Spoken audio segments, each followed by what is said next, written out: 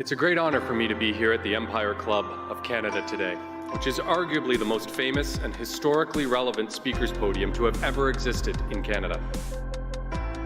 It has offered its podium to such international luminaries as Winston Churchill, Ronald Reagan, Audrey Hepburn, the Dalai Lama, Indira Gandhi, and closer to home, from Pierre Trudeau to Justin Trudeau. Literally generations of our great nation's leaders, alongside with those of the world's top international diplomats, heads of state, and business and thought leaders.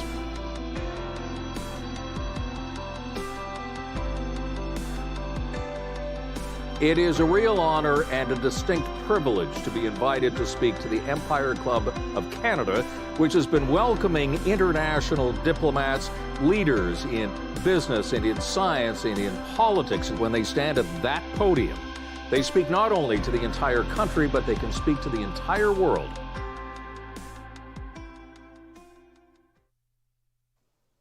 Good afternoon, fellow directors, past presidents, members, and guests. Welcome to the final event of our 116th season of the Empire Club of Canada. My name is Mike Van Solen. I'm the president of the Empire Club, and I'm delighted to be your host for today's virtual event, My Canada is Opening Up. From my home to yours, I call this meeting to order. I'd like to thank our event partner, VVC and livemeeting.ca, for webcasting today's event. I'd also like to thank our media partner, the National Post. I'd like to kick off today's special event with a clip from Canada Together. Thank you to our music video sponsor, Chorus Entertainment.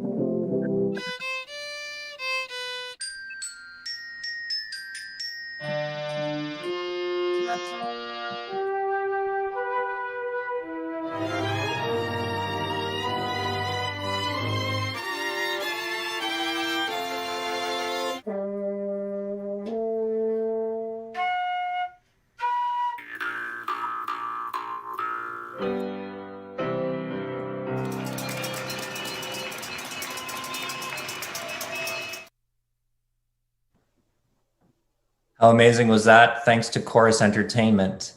It does give us time to reflect. A mere 3 years ago, when Canada came together across the land and around the world to celebrate Canada's 150th birthday, we knew it would be a Canada Day like none we had had before, and we were right. But now, at the Canada Day we will share 2 days from now, we say that again. Now in an even more emotional and memorable way. For seldom have Canadians gone through so many setbacks together in such a short time and coped with them so well. To be sure, the COVID-19 crisis is still with us, as is the pain and sorrow it has brought and the inequalities it has exposed and intensified. But it has also brought us closer together as Canadians and given us greater confidence in our Canadian community as we now start to open up. Socially, 3 months of lockdown have given us many opportunities to share time and thoughts with family, friends, and neighbors in physical and virtual ways. Economically, working and shopping are springing back to life. Indeed, in a few days, Canadians can start to travel together to other provinces and territories to enjoy firsthand the local delights that our richly diverse country offers in abundance. Internationally, we look forward to the time when we can also welcome tourists from abroad, and as well the immigrants who have chosen to come to Canada to contribute to this country as their new home. 3 years after Canada's 150th birthday celebrations, it is time to hear firsthand from 3 distinguished leaders about how their new Canada as of today is going to open up. We are delighted and honored to welcome our 3 speakers. The Right Honourable David Johnston served as Canada's 28th Governor General from 2010 to 2017. He was part of our celebrations of our 150th birthday. Johnston's career is marked by many accomplishments, too many to list, but I will make note of a few. He served as the founding chair of the National Roundtable of the Environment and the Economy. He has authored more than 25 books and holds more than 25 honorary degrees. He served as the president and vice chancellor of the University of Waterloo before being named Governor General.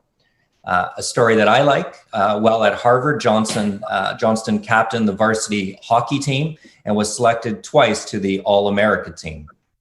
There, he also met and befriended Eric Siegel, as the two became jogging partners. In 1970, Siegel wrote the best-selling novel Love Story, basing a character in the book, Davy, a captain of the hockey team, on Johnston. With his rich experience over many decades, he is uniquely able to give us a pan-Canadian perspective on where we have come from, where we are now, and where we wish to go. He is also a veteran of the Empire Club, having spoken to us for several times before. So David, it is great to have you back. Thank you.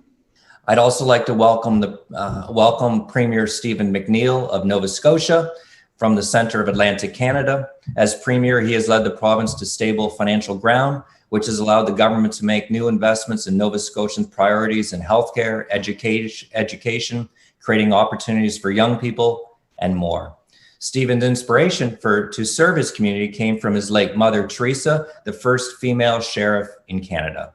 Stephen's vision for Nova Scotia is one of an inclusive, welcoming, innovative, and entrepreneurial province where everyone has an opportunity to succeed. Today, Premier McNeil is making his debut at the Empire Club. Welcome. And from Canada's west and north, we welcome Premier Sandy Silver of Yukon. Premier Silver was first elected to the Yukon Legislative Assembly as MLA for Klondike in 2011 and re-elected in 2016. Sandy's vision for the Yukon is built on 4 key priorities: balancing economic growth with environmental protection, working in partnership with First Nation governments in the spirit of reconciliation, placing a greater emphasis on the importance of local decision-making by communities, and a government that is open and accountable to Yukoners. Silver was sworn in as Premier on December 3rd, 2016, becoming the first MLA from Klondike to serve as Premier. He is also the Minister responsible for the Executive Council office, as well as Minister of Finance, all big jobs. We appreciate him taking time out of his busy schedule to join us at the Empire Club today. Before I turn things over to David, let me tell everyone that this is an interactive event. Please push the button on your screen to submit questions, and towards the end of our discussion, we'll find an opportunity to ask your questions of our 3 speakers today. I'm looking forward to the discussion. We're glad that you could join. Maybe now I'll turn it over to David. David, from your perspective, how is Canada opening up? Well, thank you, Mike. First of all, I'm so struck by that wonderful rendition of "O Canada," showing the diversity of the country with so many voices of music. And I think that speaks well of how we'll manage the opening up of Canada as well. Perhaps I'll just respond to your question by referring to an op-ed piece that Jennifer Lee and I did in the Globe and Mail about 10 days ago about the current situation and where we go as we do open up. So here it is. Living in Canada can be a blessing. Its values, institutions, and people enable many of us to enjoy a rewarding life. Yet, that experience is not shared by all Canadians.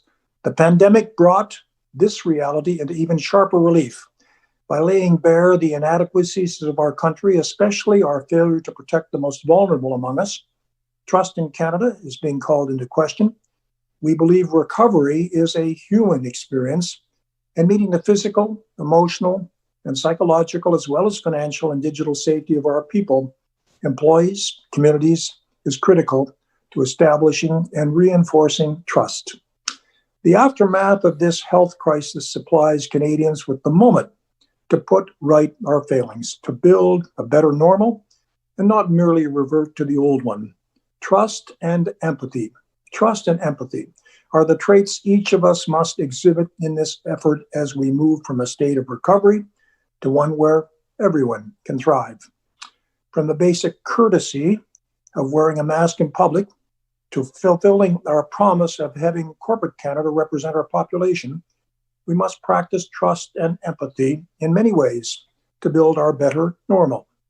We need to acknowledge that ethnic groups, minorities, and women need to be represented in our organizations and institutions, especially in leadership roles. We need to raise up the voices of the elderly, of people of color, of people with low incomes, and of Indigenous peoples, particularly women. Their vulnerability continues to be revealed as a result of this pandemic. So let's turn our empathy into action and reinforce trust. First, let's put right our clearest failings by fixing how we attend to people in long-term care, removing the insecurity of people living at the poverty line, ending the discrimination against Black lives as a result of surveillance, policing, and absence of health data, and following through on the recommendations of the Truth and Reconciliation Commission and the National Inquiry into Missing and Murdered Indigenous Women and Girls. And finally, we need to protect Asians and Asian Canadians from being scapegoats for the pandemic. It is simply preposterous and offensive. If we really meant it when we said we were all in this together, now is our chance to show it. We can be leaders in the world, tearing down our inadequate and exclusionary systems. Canada can show the rest of the world we can create ethnic and minority role models in business and inspire the next generation to see themselves in leadership roles. We can turn empathy into action to build a smarter, more caring country, one that is a blessing, not just to some, but to every one of its people. And so with that, let me turn to Premier McNeil from Nova Scotia. Premier McNeil, please. David, and first of all, thank you to the Empire Club for welcoming me to this conversation. Sandy, it's great to see you, Premier Silver, and David. I want to tell you, it's an honor for me to be in your presence. I have followed, in particular, your work around Waterloo and the Innovation Hub and the activity that's happening there, which has transformed not only that economy and that institution, but quite frankly, it's changed the thinking of how Canadians think about our economy and how we drive our economy through innovation. Not just in the new and exciting frontiers, but how do we use innovation to drive our traditional sectors and the things that have been mainstays for our economies here in Atlantic Canada. So I want to thank you for that. Heading into this pandemic in early 2020, we had our legislative sit. We tabled our fifth balanced budget. Everything was coming along good. I made a commitment to myself that every Nova Scotian would see themselves in the institutions that matter to us. Minorities would see themselves reflected on the bench. They'd see themselves working in the highest offices in government, and they would see themselves active in our economy. Our House adjourned the first week of March, and then, of course, we had our first case around the 13th of March, and we've tested at an alarming amount. 52,000 Nova Scotians were tested. A little over 1,000 people had a positive test. Unfortunately, 63 Nova Scotians lost their lives to this pandemic. 53 of those were in one of our long-term care facilities. We have 136 long-term care facilities in Nova Scotia. One of them, Northwood, lost 53 of its residents. It was the largest long-term care facility east of Montreal. So in the midst of all of that, we as a province had the largest mass shooting in our country's history. When the helicopter went down off the coast of Greece, 6 Nova Scotians were on that, and as well, when the snowbird crash happened, there was a Nova Scotian who was on board. So we've had a lot of sorrow during this period of time, but I want to tell you the resilience of our province has been amazing, and the compassion and caring and the level of kindness that I think is going to be required to see our province and this country through this pandemic has really shone through all of those tragedies. And David, in your remarks, you spoke about that very compassion and caring, and the fact that this pandemic has highlighted the fact, no matter how hard we've worked, no matter how good our hearts have been, there are many Nova Scotians and many Canadians who have not enjoyed the success or have felt the success of our beautiful country. And this pandemic has certainly highlighted that, particularly Black Lives Matter movement that is taking place. And I think one of the things that demonstrates why Canada is such an important country is that even in the midst of this pandemic, we embrace that movement as a country, because we recognize that it is not right. That Black Canadians are overrepresented in our penal institutions, overrepresented when it comes to stops by law enforcement. What is the relationship between law enforcement and Black Canadians, or quite frankly, minority Canadians?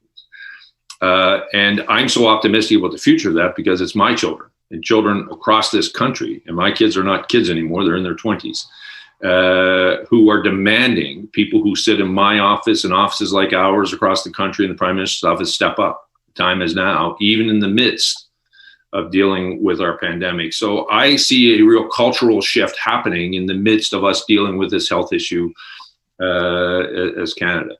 We as Atlantic Canadians, in many ways, locked ourselves down. We shut our borders. Coming in, you had to identify where you were going. We had you self-isolating for 14 days, regardless of where you came from. All four of us in Atlantic Canada. We've just now recently opened up. That'll be this coming Friday, July 3rd. We will have our Atlantic bubble, where you'll be able to move freely within inside of Atlantic Canada to deal with to enjoy the beauties of Atlantic Canada. And it's our hope that we will then begin to open up to the rest of Canada, how we deal with the movement and mobility of Canadians. We had a bit of a conversation beforehand, which I think is absolutely going to be critical in our way out of this. We have to realize the pandemic is going to be, the virus is going to be with us for a period of time. The difference between the first wave and the second wave will depend on how Canadians respond in the next number of months. When we get the first wave, we were starting from ground zero. We literally shut down our economy here, all our service economy. The construction industry was still working. Our fishermen were still out on the water. We were still seeing planting that was happening, but the service sector virtually was shut down. From our tourism industry to our restaurants, all of those were shut down for almost 3 months to come out of that. We're now opening that sector up. And what will determine the success of this opening up will be how well we follow those public health protocols of washing our hands, self-distancing. And David, I think one of the things, and I talked about this in my address to Nova Scotians on Friday, I hadn't been wearing a mask. I've been relying in some ways when I've been out in restaurants and in places that have had the shield up. I haven't been wearing one because the shield was there. And in retrospect, I was wrong. And I said that to people because when I would go into a facility, they would have a mask on to protect me. Well, it's not too much for them to ask of me to wear one too.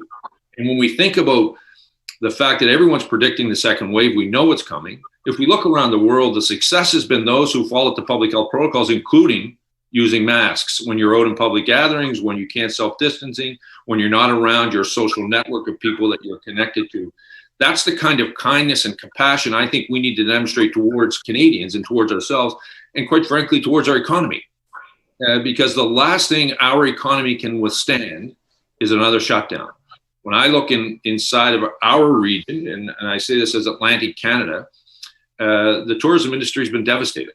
And part of that has been our lockdown. There's no question about that. But we're halfway through what would be their best generating months of revenue. And even if we have a huge success through the summer and into September, they're still not going to have the kind of cash flow required to see them through till next year unless we find a way to adapt and work with those sectors. I call them the service sectors, people that are directly interfacing with Canadians or tourists and visitors. So we as a province and as a region are really focused on how can we best address that part of our economy that quite honestly was the one that was hardest hit by us when we literally as governments made the decision to shut it down for public health, obviously. And it will require, as we open it up now, it will require all of us, including the Premier, to step up and wear masks and be open public, go support local restaurants, theaters, what's happening, find a weekend and discover your own province over again. And in this case, we'll be discovering Atlantic Canada. But it will require all of us to be thoughtful and caring about one another. To me, all of the work that we've been doing, yes, has been to deal with the first wave, but it really is to set us up to defeat the second wave. That's the challenge before Canada, in my view, as we start opening up our economy. Let's not think that we defeated the virus. Let's humbly open our economy up, recognizing there's lots about this virus we still don't know.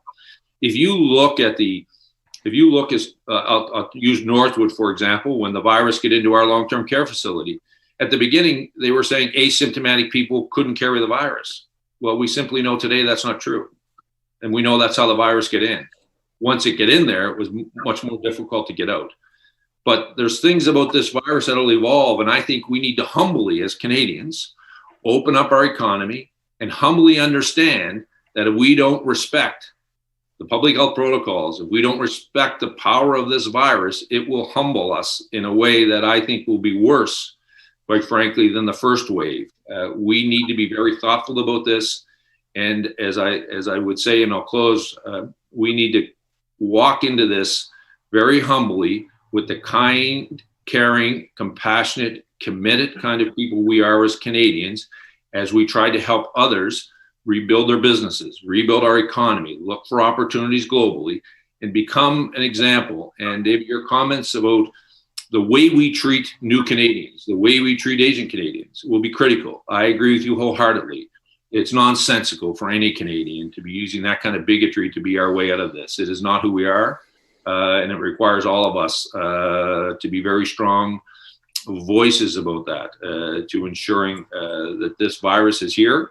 It came here for, like it has in every other country. How we deal with it and how we deal with the second wave will be our legacy, I believe, to our respective provinces. And I want to turn it over now to Premier Silver. As many of you may not know, Sandy may be the Premier up north, but he's actually from Nova Scotia. He's from Antigonish, a Saint FX boy. And this is how Nova Scotia takes over Canada. We send one of our sons and daughters at a time to each province to become Premier. And I'm a little bit envious because I could never get elected as Premier with my beard. I had to shave it off, and yet Sandy was able to keep his and get elected up north. So, Sandy, over to you. There's still time for you, Stephen, to grow back that wonderful beard of yours. It's always great to be the second tallest Premier from Nova Scotia in Canada currently. Thank you very much, Premier McNeil. Thank you to everybody for joining us and listening right across the country today, and to the Empire Club for inviting me to participate in this extremely timely discussion about Canada. I'm coming to you from the traditional territory of the Kwanlin First Nation and the Ta'an Quachin Council here in Whitehorse, Yukon. When writing this today, I was thinking, my perspective would be where we are in Yukon and where this small population of Canada can contribute to the nation as far as where we are in place and time and where we want to be moving out of this pandemic and into the new normal. I think Yukon has a lot to offer Canada. We're a great sample size for a lot of things here. So I'm concentrating on education and on First Nations relations today. As the rest of Canada, Yukon has faced unprecedented challenges in the past 3 months. And, after 3 months of lockdown, we're cautiously looking to open up both internally by allowing restaurants and other businesses to resume operations, but also as of July 1st, our border will reopen to residents of British Columbia, Northwest Territories, and Nunavut without a 14-day isolation. I think most Yukoners feel very fortunate to live where we do in facing this pandemic. We certainly have ample space for physical distancing. We have a robust health system that has risen to the challenge of preparing for the worst, which thankfully has not come to pass. We've only had 11 cases so far, haven't had a new case in over 2 months. Perhaps the most valuable lesson that I and my cabinet colleagues have learned over the past 3 months is the importance of strong relationships between governments and communities in the Yukon, very small communities to the larger center of Whitehorse. Yukon, the Northwest, shares and continues that Western mystique as a new frontier or a place for adventure. The Klondike Gold Rush from my constituency is really the epitome of fortune seekers, of grand adventurers, and I would say a lot of wild characters. That being said, long before people sought their fortunes here from the colonization perspective, Yukon was homelands for thousands of years of First Nations peoples. The First Nations culture is extremely strong and very much the foundation of our territory. Yukon's innovative relationship with First Nations governments was the topic upon which that I spoke when I was very fortunate to make a presentation to the Empire Club back in May of 2018. And there's many reasons why First Nations should be part of today's conversation. to understand how decision-making works in Yukon, you need to understand how fundamental our relationship is with First Nations governments. Yukon is home to nearly half of all of the modern First Nations self-governing treaties in Canada. We have seen some truly exciting progress over the last few years, and it's those strong foundations that have guided us in responding to COVID-19 and our subsequent reopening. We're blessed to have those conduits of communication. So I'll start with a little bit of a history lesson back to 1970s. A group of Yukon First Nations leaders from across the territory went to the federal government, went to Ottawa to seek a comprehensive land claim settlement. They created a document that outlined Aboriginal rights and articulated the principles that they felt were required in order to reach a just and fair land claim settlement here in the Yukon. That historic document is called Together Today for Our Children Tomorrow, and it touches on economic, social, cultural, and educational considerations. It embodies many of the concepts that you can find today in the United Nations Declarations of the Rights of Indigenous People. It went on to form the basis of Yukon's modern comprehensive land claims and self-governing agreements. In Together Today for Our Children Tomorrow, Indigenous leaders noted that education in Yukon at the time was geared towards preparing students to leave our territory and to attend post-secondary institutions. As a former educator, I can attest to that. I got here when the Tronaqua-Chin in Dawson City was just starting on their land claims, just starting on drawing down on their self-governing agreements. These elders, these leaders back then, they called for the creation of a university in Yukon so that students would have access to high quality educational opportunities at home without having to leave the territory. As some of you may have heard, in the last month, just the last month, we launched Yukon University. I'm incredibly proud to say that Yukon is now home to Canada's first university north of 60. And the story of Yukon University, which started 50 years ago, is rooted in some of those pivotal moments that set this territory on its current path. The launch of the Yukon University honors the call that breathed life into the vision of those chiefs back in the 70s. This important educational institution was a long time in the making, and it's something that makes every Yukoner extremely proud. It's the first university in the North, for the North, and by the North in Canada. The first in-house graduation program created was a Bachelor of Arts in Indigenous Governance, and those first graduates just had their ceremony. They were part of Yukon U class of 2020. So Yukon U's leading edge research in climate change and permafrost, self-determination and governance for the Indigenous folks, resource development, technology and innovation. All of this will benefit researchers looking to understand northern climates, to understand the North, and to understand the rest of Canada as well. The university is already attracting students and researchers from around the world, and is part of what the reopening in the territory looks like. And we're extremely excited about that. I believe that Canada has a lot to share. That Yukon has a lot to share with the rest of our fellow Canadians. And I believe that one of the defining issues of the 21st century in Canada will be if and how the imbalanced relationship between Canada and its Indigenous peoples evolves into a true partnership. Now, I do not feel that I can say that Yukon has reached this point yet. There is still a lot of hard work to be done before there is true partnerships between First Nations and non-First Nations peoples. But I do believe that we in the Yukon are on the right track. One of the most important elements of this relationship is the intergovernmental forum called the Yukon Forum. And this brings chiefs together with the Grand Chief of the Yukon First Nations, the Council of Yukon First Nations, myself and my ministers, all together at a forum 4 times a year. This is a commitment that we've held every year since 2016 when we got elected. At its core, the forum provides a unique opportunity for those frank, open, and constructive dialogues on issues of importance to all Yukoners. I'll be honest, those conversations are not always easy. For the first time, we are at that table getting to the root of a lot of really long-standing issues. The discussions can be contentious at times, but what I've learned through this whole process is it's always been respectful, and as challenging as the issues may be, when we do meet together and we speak face to face, we can move forward in the same direction. It's like families coming back together every time that we meet. It's wonderful. Our most recent forum was held over Zoom, which is not without its challenges, but it was quite interesting to be able to speak to leaders from all of the traditional territories in their traditional territories within Yukon at once. It was pretty exciting. We have also asked the chiefs to join us when we go to Ottawa to meet with the federal government. We have trilateral conversations, and these are extremely important and beneficial. We have seen great flexibility in federal funding that allows us to maximize benefits of these dollars in the Yukon by having a united voice with our chiefs. And I'm very thankful and grateful for those conversations and ability to travel.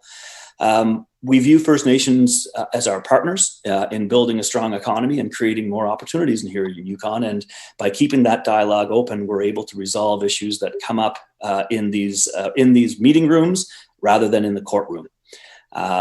More recently, this collaborative partnership has been vital to our management of COVID-19. Either I or the elected members of my government have participated in weekly calls with the chiefs and the mayors in every Yukon community. We have also arranged for weekly calls amongst officials in our respective governments so that both leaders and public servants are working hand in glove. Our government acted early to limit the spread of this disease by making extremely difficult decisions. The first was to cancel the 2020 Arctic Winter Games, which was scheduled to be hosted in Whitehorse in the mid of March.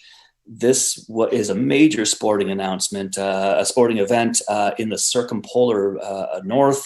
It would have seen thousands of participants and spectators from all over the world coming to our territory.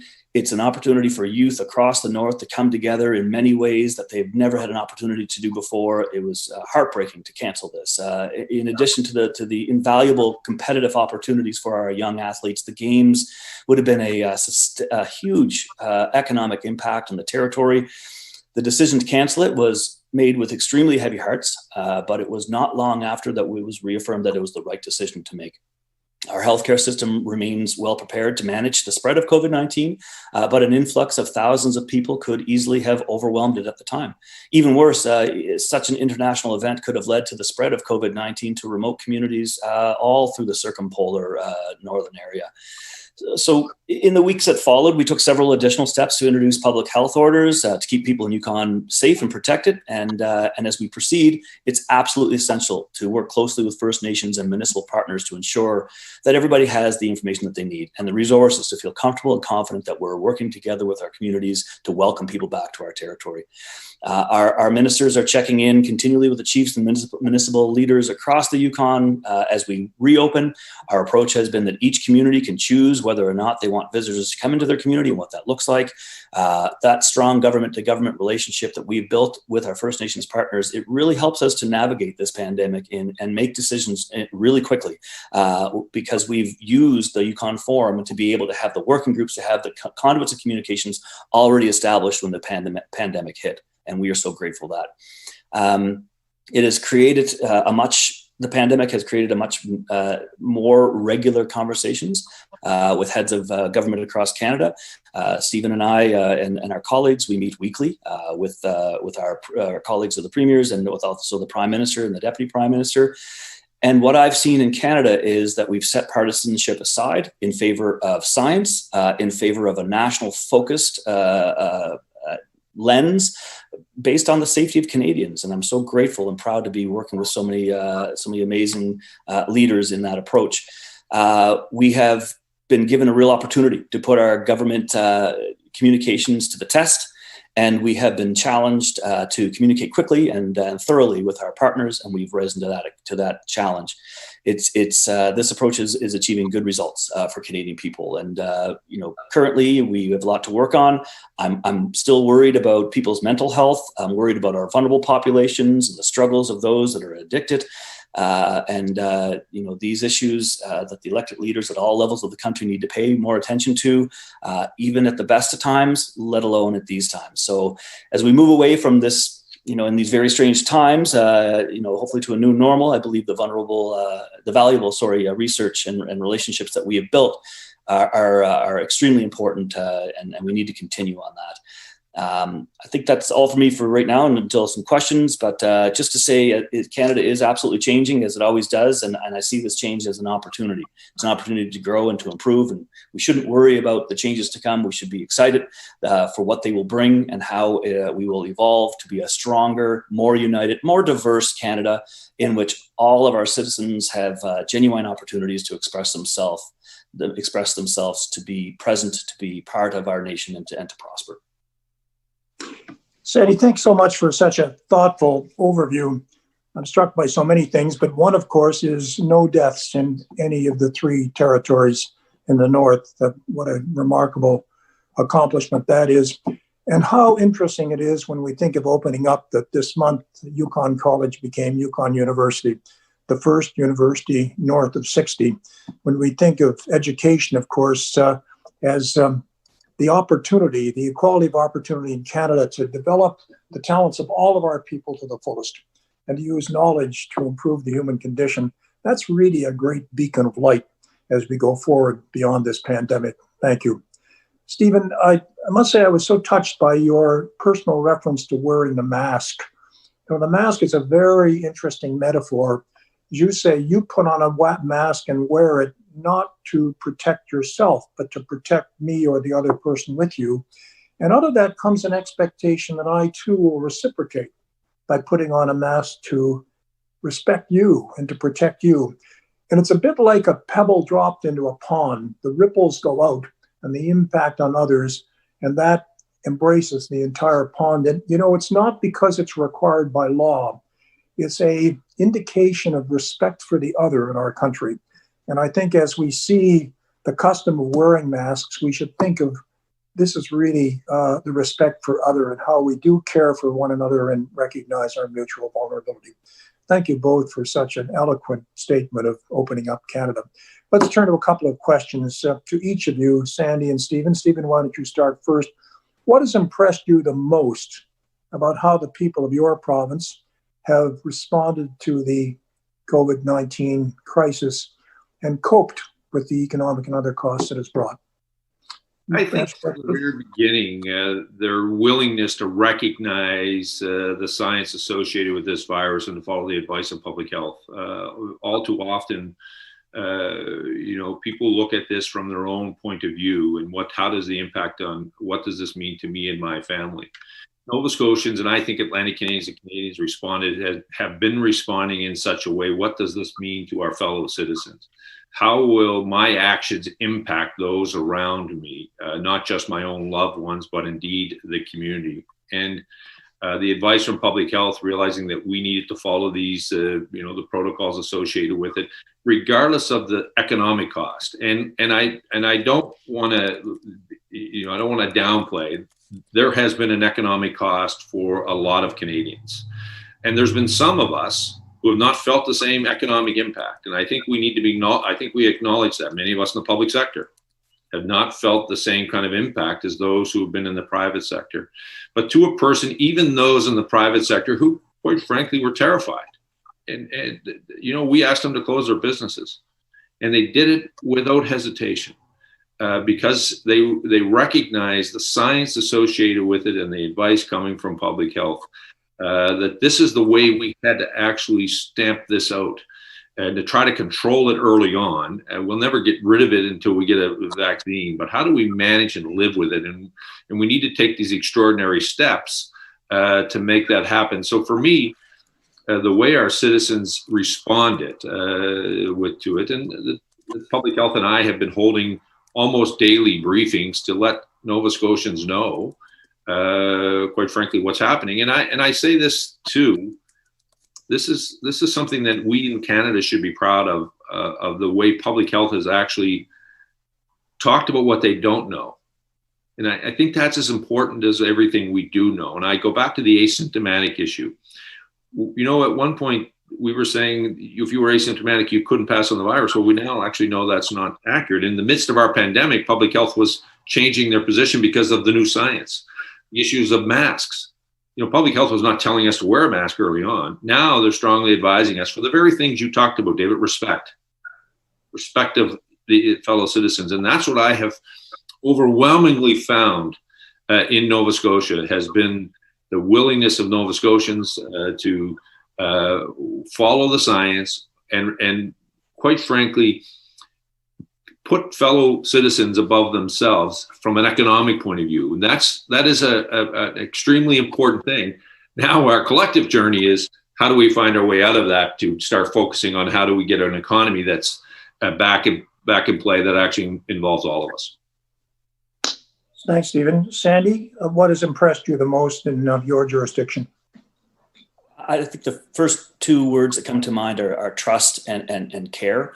In Yukon, we're extremely able to hunker down in the wintertime. When COVID hit, we were asking people to hunker down in those times where the sun's coming back to the communities. I mean, we just went through solstice right now, which is 24-hour sunshine here in Yukon. People were so wanting to get out from hibernating in the winter, but everybody understood that they trusted in the public health officials. They trusted in the relationships that we've fostered in the communities with the municipalities and the chiefs and councillors, and they took our direction. And not only did they take our direction, but they then pivoted. More importantly was they took care of each other as neighbors. And again, this is not something that I believe would be only indicative to the Yukon, but I've seen it right across Canada. We are so lucky to live in such a caring country that embraces our challenges and our differences, but unites together for common causes. Stephen, I think you were brilliant with your Stay the Blazes Home narrative. That was picked up right across Canada, and really it's those types of initiatives that really hit home, because it was such a hometown kind of feel of, you're doing this for the whole community. By having the leadership in the places that we had it to, it was so important. I remember one of the initial calls where we're trying to figure out, border provisions, and Chief Roberta Joseph from the Toronto Cochin got in touch with me and said, look, your government's really good at downloading information, but we really need you to do better in receiving information from the communities. We are here in the communities fighting the fight for you and for the rest of Canada, and we need our influence to be shared at your level. And it's those really tough weeks where that goes into a legal review, that goes into cabinet, that goes into all the processes. And at the end of the day, every single public servant, every single leader, every single Yukoner working together for a common good. And nobody slept. We're still working extremely hard here. And I'm just so proud of that leadership and that resilience. And again, if we don't survive this and thrive as a stronger community, there's something really wrong, because we have so many things that we can look back on and say, what an amazing experience we had in a crisis. How do we apply that? How do we apply that so that, one of the big things that Yukon's working through is the Murdered and Missing Indigenous Women and Girls file. And, how do we use what we've learned through the pandemic in communication so that nobody takes a breath when we pivot towards getting those stories and getting some kind of conclusion to that particular national file, using those conduits of communications, using the leadership that we've been seeing through the communities to make sure that we apply that as we move out of this crisis and into issues of extreme important Canadians, the issues that are extremely important to Canadians. Trust and respect, two signal words. Thank you, Sandy. Let's look ahead a little bit. Stephen, over to you. When we celebrate Canada Day a year from now, 2021, what do you expect and hope to highlight in your speeches on that day about the Canada we've built together by then? Well, the resilience of our province and our country, the fact that we came through this together. This is not, this is not something that any one government or any one individual is going to be able to help us through. I think Sandy just alluded to the fact that the First Nations communities in his province talked about, we're on the ground, listen to the information that we have. I think that's is going to be critical for our country and for our provinces, the ones that listen to the many voices, whether it's the business voices who've been closed and been hurt, whether it's the public service, quite frankly, who have through this have been, sent home, been working from home and looking at innovation and how we deliver services to Canadians and to Nova Scotians. How do we as a province and as a country continue on that momentum and I think we'll be able to look back with resilience if we stay focused on the things that I think is true Canadian. That's kindness, caring about each other, not looking at this solely from how does this impact me personally today? What does this mean to the broader community? How are we including minorities? Does my daughter see the same future as my son does a year from now? All of those kinds of questions that I know as Canadians, this pandemic has kind of highlighted some of the inequities.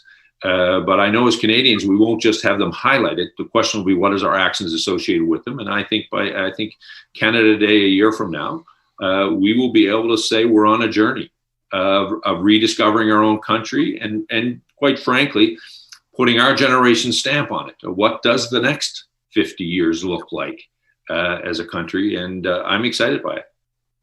Stephen, Darwin once said, it's not the most powerful of the strongest of the species that will survive and flourish.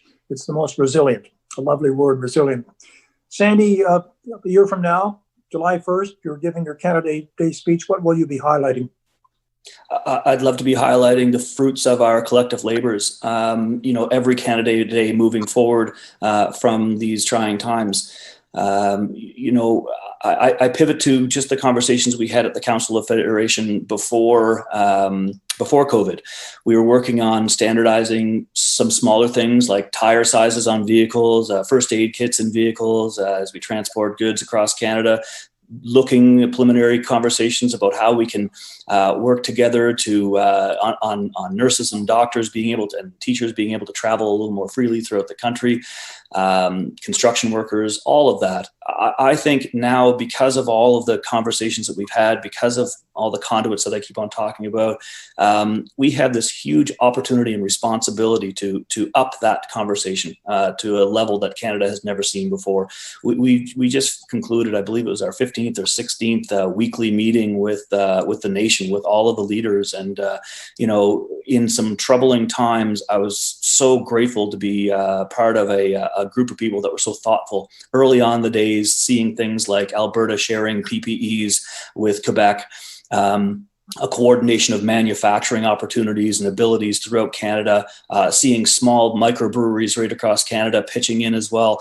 If we can't learn and pivot from the resilience and the abilities of Canadians that have just shone through, then it would be very sad. But I'm so optimistic. I think that we have this huge opportunity. Canadians have stepped up from all walks of life, from all the corners of Canada, and we as leaders have an obligation now to also step up our efforts on a national level to unify this beautiful country from coast to coast to coast. We started some fantastic conversations pre-COVID about utilities corridors, about how we can do nation building, and I hope that every Canada Day speech from here for the next 50 years is a continuation of that unity. Innovation and collaboration. Thanks so much, Sandy. Mike, over to you and the audience. Thank you very much. It's been great to see this discussion, and we have a bunch of questions coming in. So I'd like to ask you this one. Just came in from I'm gonna screw up some names here with apologies. Casey Witkowskis asked the question to both premiers: what lessons have we learned about Canada's response to the pandemic that might help us understand how we accelerate our defense against climate change? And I'm happy to broaden that as well too. I think the way Canadians have rallied around this pandemic has been really interesting. I think it teaches us probably a lot about our character and our ability to work together. So what does it tell you about, yes, climate change and maybe other aspects of where we might go as a country? Go ahead, Sandy. I love this question. Before pandemic, Yukon was working on 147 action items, 10-year plan, multi-million-dollar plan, looking for Ottawa to help out with a climate action plan. In the north, we deal with the we're the canary in the coal mine in a lot of ways. You know, I live in a community, Dawson City in the Klondike. We're built on permafrost, and you know, permafrost is melting. This is extremely important to the north, and it's extremely important to have the federal government's participation therein. I think the mindset of individuals has changed. Again, I spoke about you know, with David before the meeting. We talked about this business in Dawson that's opening up. That's local diet. You know, using local meats and agriculture. And I think now more than ever, people are really looking at how they travel. They're really looking at what and how they eat. And it's our job as politicians, as leaders, to connect that conversation that was stemmed from a COVID crisis into the solutions for the climate as we move forward. There are so many tangents from one into the other that we can connect and work in partnership with the federal government to get back on track, not only for climate change sake, but this is a big one too, mental health. You know, those two are extremely important narratives that we need to sew together from crisis into a new normal moving forward. And I think it's extremely important. And I know that my colleagues at the Council of Federation, the premiers, share my enthusiasm to parlay this into a bigger national conversation when it comes to the climate. So I'm the third premier in this province to deal with the issue of really climate change, and it's been all three political parties, the Conservative Party and the New Democratic Party, and now us as the Liberal Party. We've led the country in greenhouse gas reduction. We're actually at 2030 levels currently where the federal government wants us to be. We'll be at 50% below that by 2030, net zero by 2053. We just announced some stimulus funding to try to help us move forward out of COVID. Many of our dike systems require that from sea level rise. But I think the lesson for all of us is, I think in many ways the globe spoke to us.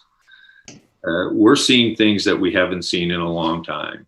When you hear people saying they see the bottom of a river that they haven't seen for a very long time, you're hearing people talk about hearing birds singing, you're hearing just Mother Nature around you come alive as we hunker down as a society. There's lessons in that for us, and I think governments are going to be grappling with in the short term. How do we listen to what the globe told us? This issue of climate change is not some far off thing that's going to have an impact on our children. It's having an impact on us now. The quality of the air.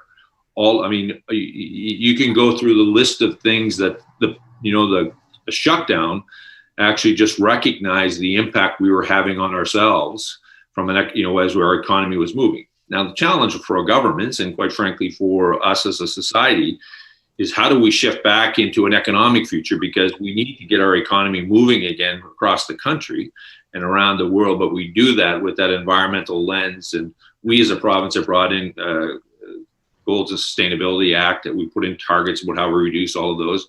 We need to be more vigilant on that. But I have been struck by the things I've been reading from around the world and the things that I've been noticing in my own community, the impact that we're having on this earth, and we better pay attention to it.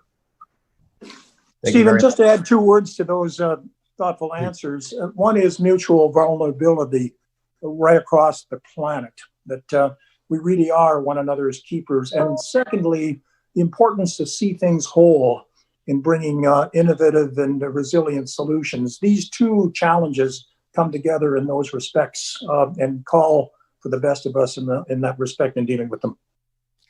Thanks, David. I know you've thought about the issues of the environment and the economy together for a long time, so I appreciate that. Here's a question for Premier McNeil, but maybe if Premier Silver wants to address it as well, please do. As Premier of Nova Scotia, this is Brian Moyer who asked, as Premier of Nova Scotia, how do you expect to make up the $2.5 billion in revenues for the tourism industry if he's asking about if you only rely on an Atlantic bubble for tourists? But tourism, of course, the service industry has been punished through this. You've talked about the commitment and the businesses doing their part. But Premier McNeil, maybe a few more words about tourism and how we're going to support recovery there. Yeah, I appreciate the question. I actually talked about that in my opening.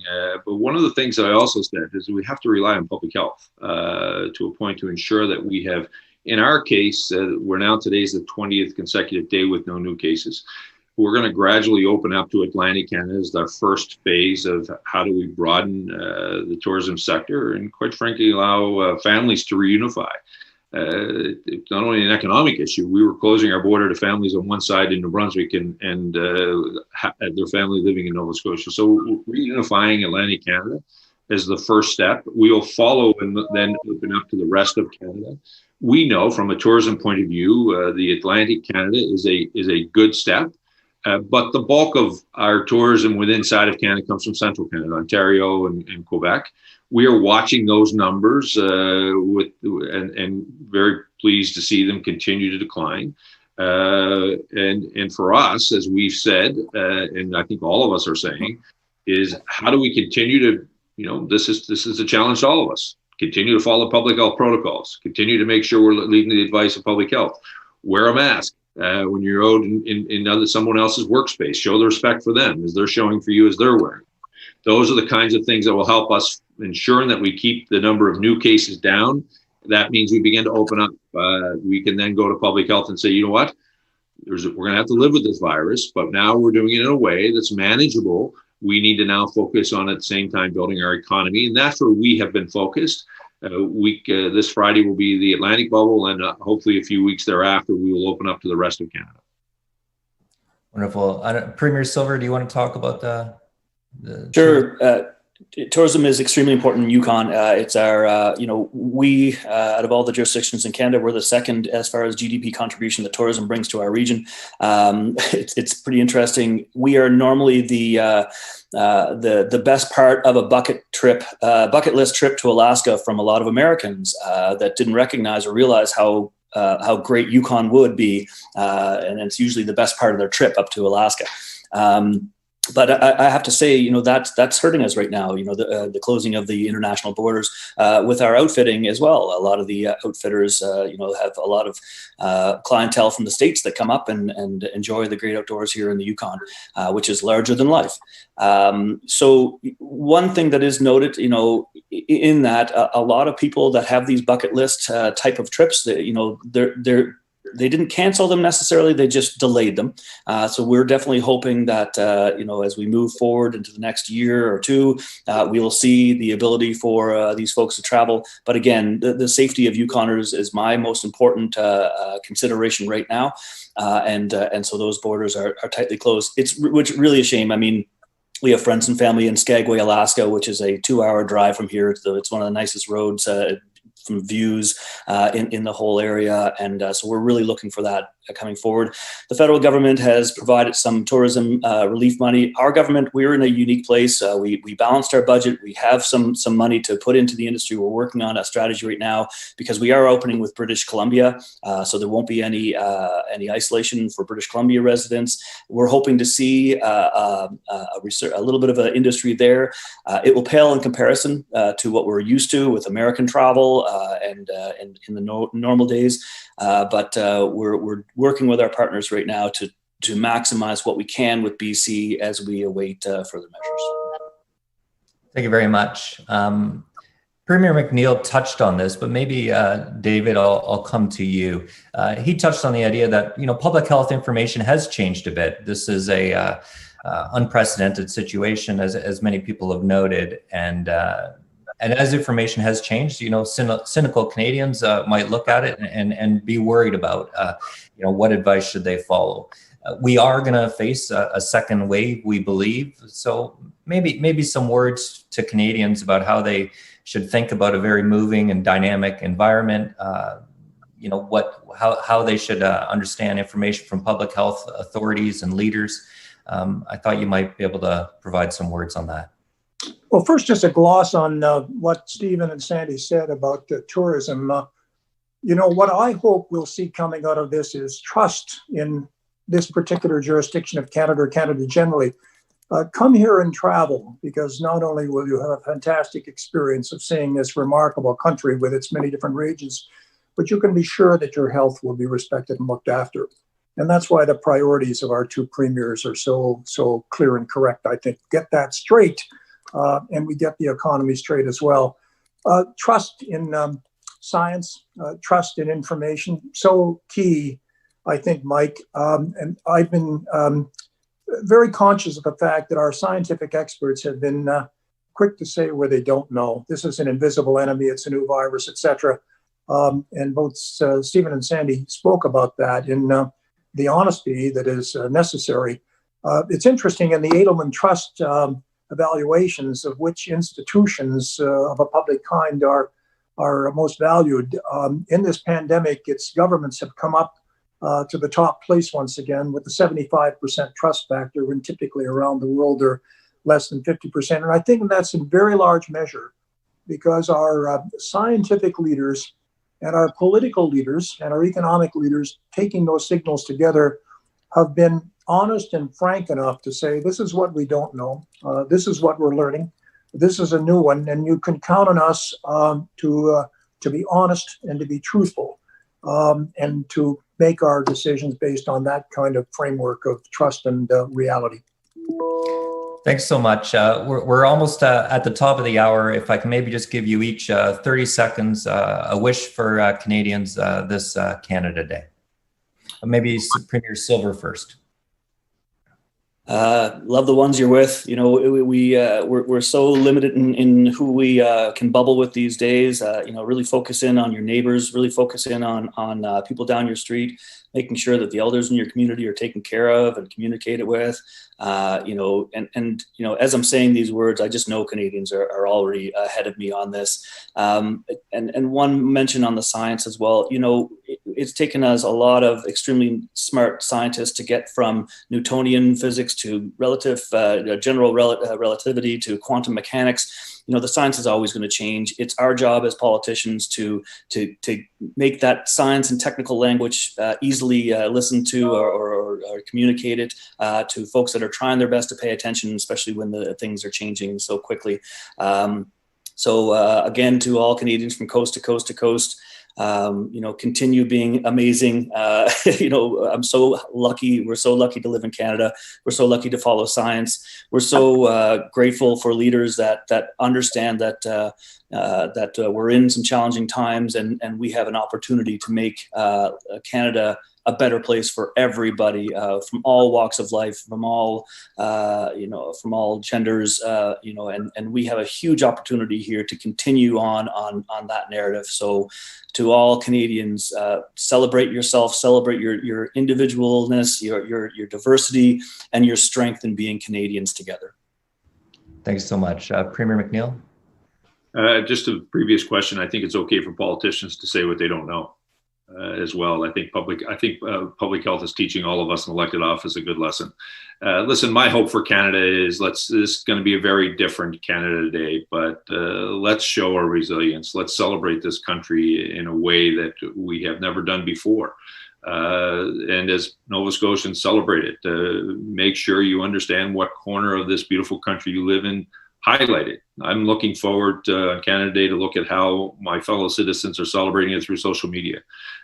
This is a way to connect ourselves, and we're doing this Zoom call.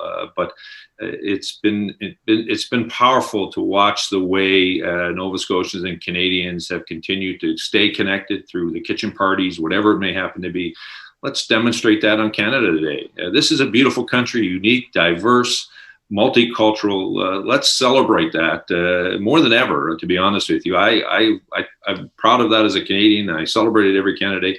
But this is the Canada Day that we should celebrate it more than ever and find our own unique way to do it. Thanks, Premier. And David? Mike, in 30 seconds, three things. One is if people outside of Canada look to this country and ask themselves, what about it? They say, how blessed you are. Truly we are. We take pride in this country, and it's so important we not be complacent about that we work every day for making it a better country for every Canadian, and demonstrate that to the world. Secondly, those two words, trust and empathy, that have been so frequent in our conversation. Trust and empathy. Empathy, which is not sympathy. It's more than that. It's walking in the other person's shoes and then helping them along in that journey. And then finally, individually, I think is be kind to one another and be gentle on yourself. Thank you very much. This has been a wonderful discussion. I thank Premier McNeil for your honest words. Certainly, as Canadians, we've all witnessed everything that's gone on in Nova Scotia. You talked about some of the tragedies, additional tragedies you've had to face. So thank you for joining us. Premier Silver, thanks so much for your honest words today. Your compassion and for the people of the Yukon comes through pretty strongly in everything you're saying. It is a beautiful part of the country, and so thanks for being with us. To the Right Honourable David Johnston, thanks so much for sharing your perspective today. Your leadership and words have been inspiring, and we really appreciate it. From the Empire Club, to all of you out there, I like the expression, tend the garden you can touch. Find opportunities to support your fellow Canadians at this time, and a Canadian Day that's going to be very different than once in the past. Thanks for all of you who've joined us. I now close this meeting. Have a great day. Happy Canada Day. Happy Canada Day.